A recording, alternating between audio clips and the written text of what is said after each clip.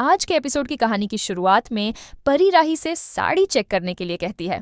राही साड़ी देखकर कहती है कि यह बहुत सुंदर है, लेकिन पूछती है कि यह किसके लिए है। तब परी बताती है कि यह अनुमा के जन्मदिन के लिए है। वह राही से पूछती है कि क्या वह अनुपमा का जन्मदिन भूल गई है। राही कहती है कि नहीं, मैं नहीं भूली। वह अनुपमा के लिए अपने हाथों से बनाया हुआ कार्ड दिखाती है। वह परी को बताती है कि प्रेम भी अनुपमा के लिए सरप्राइज प्लान कर रहा है। परी कहती है कि इतनी टेंशन के बीच भी वे अनुपमा का जन्मदिन मनाना नहीं भूलेंगे। राही उसकी बात से सहमत होती है। अगली सुबह अनुपमा जागती और महसूस करती है कि अनुज उसे जन्मदिन की शुभकामनाएं दे रहा है। वह अपने सपने में अनुज से अपने प्यार का इजहार करती है।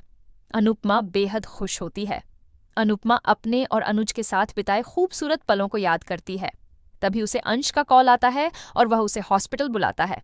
इसके बाद अस्पताल में अंश अनुपमा को देखकर टूट जाता है। अनुपमा उससे पूछती है कि जब उसे पता था कि यह दिन आने वाला है तो वह इतना परेशान क्यों है। अंश कहता है कि वह प्रार्थना को दर्द में देखकर खुद को असहाय महसूस कर रहा था। अनुपमा कहती है कि उसे अच्छा लगता है कि अंश और प्रार्थना एक दूसरे का दर्द महसूस करते हैं।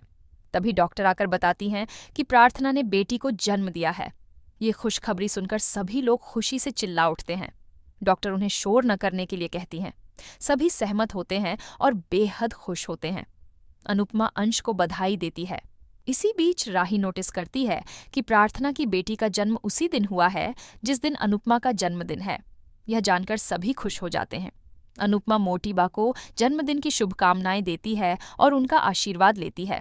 वह कहती है कि आज के दिन वह उनका आशीर्वाद लेगी और साथ ही प्रार्थना की बेटी को भी शुभकामनाएं देगी। लेकिन मोटीबा ताना मारते हुए कहती है कि भले ही जन्मतिथि एक हो, लेकिन बच्चे की किस्मत अनुपमा जैसी नहीं होनी चाहिए। यह सुनकर अनुपमा स्तब्ध रह जाती है। अनुपमा मोटीबा की बात से दुखी होती है। इसके बाद अनुपमा भगवान से प्रार्थना करती है कि वे प्रार्थना और उसकी बेटी का ध्यान रखें और बच्ची की जिंदगी में अच्छी किस्मत लिखें। इसके बाद अनुपमा प्रार्थना को उसके दूसरे जन्म की बधाई देती है। प्रार्थना कहती है कि जन्म तो बच्ची ने लिया है। अनुपमा कहती है कि बच्चे के साथ साथ एक माँ का भी नया जन्म होता है।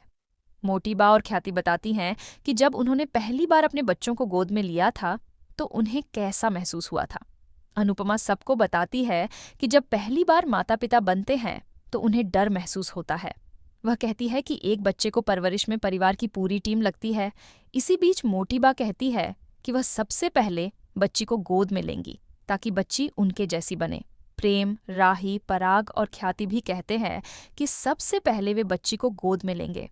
सभी में मजाकिया बहस होती है, लेकिन अनुपमा कहती है कि बच्ची को गोद में लेने का हक सिर्फ प्रार्थना और अंश का है। तभी नर्स बच्ची को लेकर आती है। नर्स गिरने वाली होती है। तभी अनजाने में अनुपमा सबसे पहले बच्ची को गोद में उठा लेती है। सभी हैरान होते हैं। अंश कहता है कि अब मेरी बेटी आपसे जैसी बनेगी।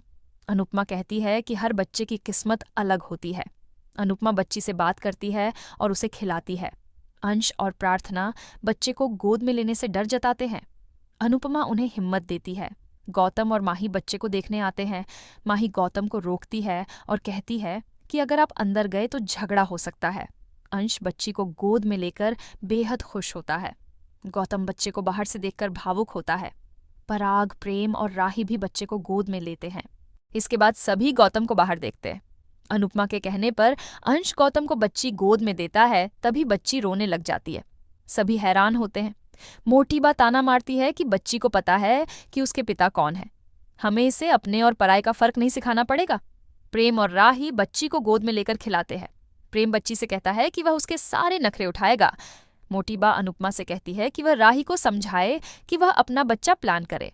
अनुपमा समझदारी से कहती है कि आजकल के बच्चे बहुत समझदार हैं। फिलहाल प्रेम और राही बच्चे की जिम्मेदारी नहीं उठाना नहीं चाहते तो हमें इन पर दबाव नहीं डालना चाहिए।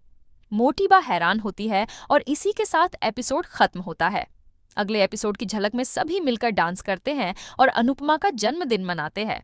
अनुपमा गौतम को देखकर हैरान होती है। इसके बाद अनुपमा रात में देखती है कि प्रार्थना अपनी बच्ची के साथ छत से कूद जाती है। अनुपमा स्तब्ध रह जाती है। अगर आपको आज का एपिसोड अच्छा लगा है तो हमारे चैनल को सब्सक्राइब करें